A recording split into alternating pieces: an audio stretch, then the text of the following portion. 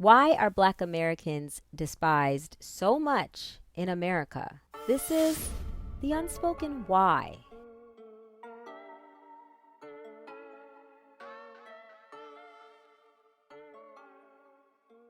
Today we're going to discuss Black Americans, me, us, you, we, why we're hated so much in America.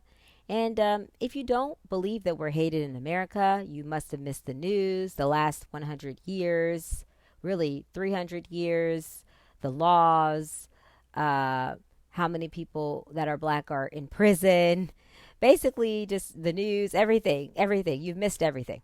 Okay, so if you don't believe that we're hated, then just click off. This video is not for you. This video really is for my FBA folks, my ADOS folks, my Black Americans. So this video came about because I was watching a YouTube family that I'm not going to name because I don't want to go in on them like that. But they're a Black YouTube family, and some racism occurred with the young son who's about 8 years old. And the mom and the dad set him down, and they basically told him, hey, you know, sometimes people are not going to like you just because you're Black. And I paused the video and I was so confused. Like, how is that a response, like a sufficient response to racism, to telling your kid about racism?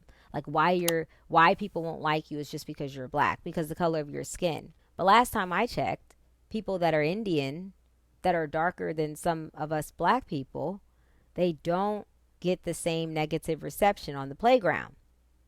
Sometimes they do, but often they don't, right? So it prompted me to really want to make this video and to really break it down why us Black Americans are so hated in America. So number one, we're going to talk about slavery.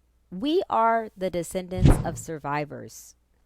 And every time, specifically white people, because their ancestors are the ones that enslaved our ancestors.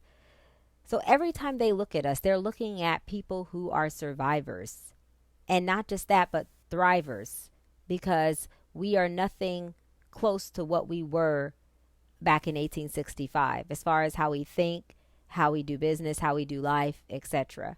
Right? So when they look at us like we are the survivors of the most horrific chattel slavery on record. And that's intimidating because that shows strength. Like, you have to understand this. We were enslaved for 246 years.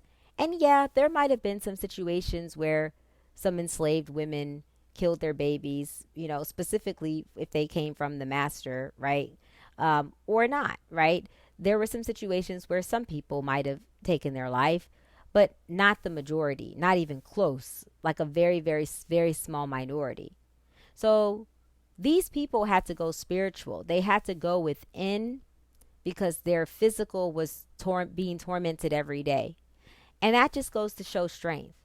So when a lot of people in America, specifically white Americans, because again, their ancestors enslaved our ancestors, we all know not all, but you know, it was white people, right? It wasn't Asians, it wasn't Indians, it wasn't anybody else. So when they look at us, they're looking at survivors, thrivers, innovators, and creators. So after 246 years of slavery, we went through Jim Crow, we went through redlining, vagrancy laws meaning like, hey, you're standing on the street, that's loitering, you don't have a job, I'm going to come and collect you, put you in jail, and then some person that owns a farm is going to come bail you out and have you work for free. Basically slavery all over again. So all of this has happened to us, but yet our energy, our essence is still very unique, and we're still not really understood by the masses, specifically white Americans. They really don't understand us, how we talk, how we think, how we move. We're still creating, we're still unique, right? And we have this confidence, and we have a fight in us, right? So after 246 years of slavery from 1619 to 1865, we were nothing. Literally, we were nothing. A lot of us were not allowed to read, write. It was illegal, right? And so we were really suffering. And after all this time, we shouldn't be the people that we are today. We should be more docile. We shouldn't have any fight in us, right? Like any average person, any normal person would not have any fight in them. So we've got this fight in us, right? And that's something to be despised because it's almost like, how dare you have this much confidence when you were a slave? Your people were enslaved. How dare you have this much confidence, right? But we do. We do. But that is the original people stamp that we have on us. And if you know what I'm saying, you know what I'm saying. You catch my drift. So, number one is you have the audacity to survive slavery, your ancestors, and make it to be here to be the most innovative, creative people in America. And basically, our culture runs America. What we say, how we dress, how we dance, what we do, right? Everything that we do is trend setting. But yet, we come from people who were enslaved. And so that would make people kind of want to not like you because it's like, wow, these people have gall. But it's not that we have gall, it's who we are. It's the pure essence of who we are. We are not slaves. We're leaders. We're growers. We're thinkers. We're doers. We're creators. We're innovators. That's who we really are. And that's who we were always. But we were enslaved. So that's number one. Number two, another reason why Black Americans are seriously despised in America is because of interracial relationships. Now, let's make this clear. During slavery, the white man, aka the slave master, was able to have whatever Black woman he wanted that was enslaved, however, whenever, wherever, against her will, etc. And that was tolerated, that was allowed because he is the master, right? But little did he know that there were a sizable amount of white women, i.e., their wives, that were sneaking into the slave quarters and forcing the slave men to have sex with them. That was illegal. Now, back in the day, if you were born from a white woman, you were free, which is actually why Wanda Sykes, true story, she was on Henry Louis Gates' show, Finding Your Roots. She found out that on one of her family sides, it goes back to a white woman. And so they were free for a very long time. So they didn't want that, right? So fast forward to today, they're pushing the interracial agenda. Obviously, it's very clear. When I say pushing it, I mean, it's more of like they're pushing it. They're putting money into it. They're showing it more than the reality of what it really is, right? That's what I mean by pushing it. I'm not saying that it doesn't exist, like interracial couples. I'm not even saying it's technically a problem, but I'm just saying they're pushing it, right?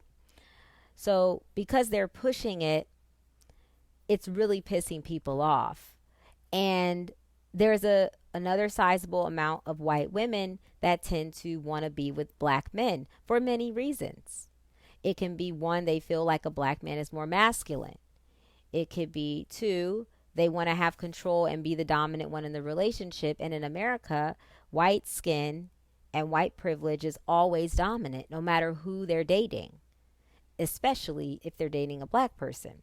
So you've got this situation where we are the dominant genes. Our genes are dominant. So what happens is when we mate with a white person in America, majority of the time that child comes out looking Black, right? Unless that Black person is already mixed, then there are situations where the child doesn't look Black per se. You can't tell. They're ambiguous looking. But that's a problem.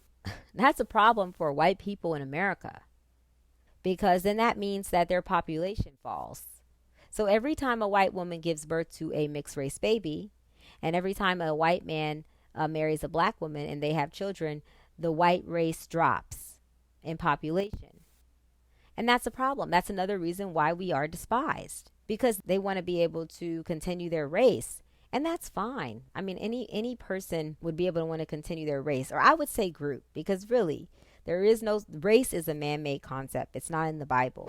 But when we say race, we're just being technical because people will be confused, but we could say groups as well because we're all a part of the human race, right? We all eat, breathe, the other things. I don't want to get flagged for this video, but we all go to the bathroom. We all take a shower. We all have the same things. Okay, the only difference is how we look and certain cultural, distinctions. Okay. So that's a bad thing for their group and they don't like this. So that's another reason why we are despised. Number 3, another reason why we're despised, and I don't think this gets talked about a lot, is because when we're left to our own devices, when we actually are not interfered with by the government or by paramilitary groups trying to destroy our neighborhoods, we create Black Wall Streets. We actually do amazing, wonderful things, and we come up, right?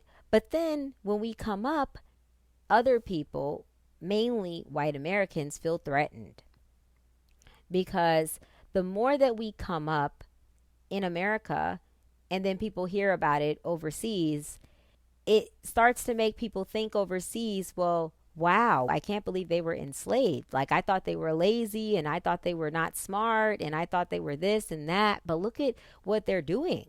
Look at their Black Wall Streets. Look at their success. Look at their empires. Look at, So it's like they have to. And this is true. And if you don't agree with me, feel free, leave your comment below. But they have to, they meaning a lot of the government specifically and certain white military groups, they have to literally keep their foot on our necks. Because if they don't, we're coming up. We're climbing that ladder.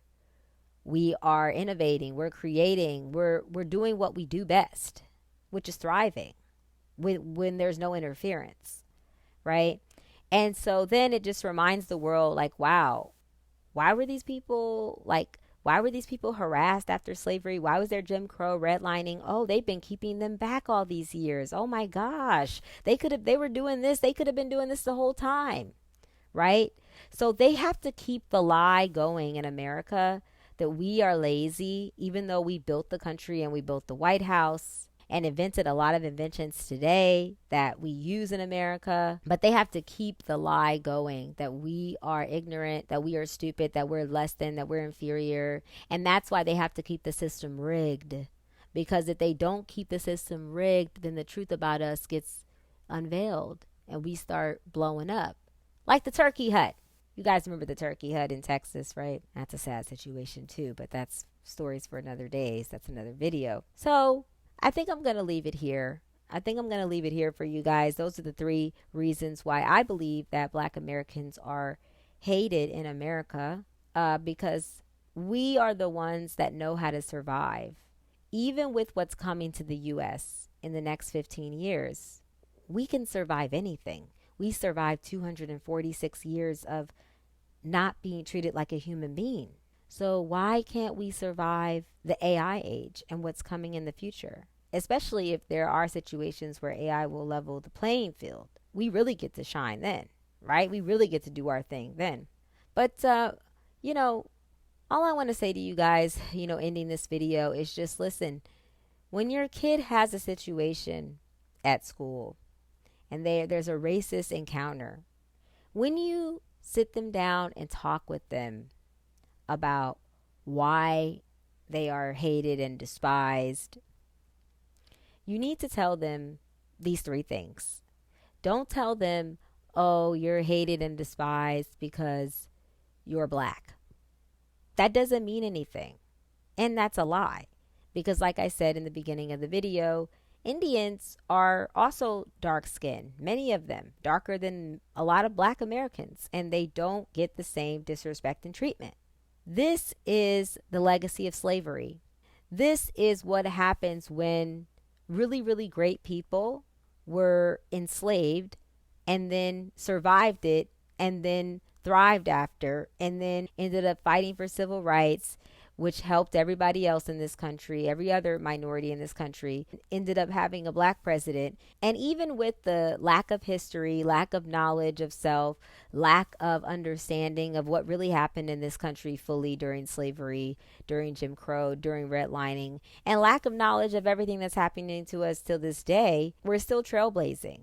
We're still doing amazing, crazy things that you're always like, wow, you know, I didn't know we were doing that. I didn't know we were in this. So if you feel this message, like the video, comment below. If you don't feel this message, I mean, hey, it's YouTube. Feel free to dislike the video. You can still comment below. Doesn't mean I will respond. But yeah, thank you for listening to this video. This is The Unspoken Why.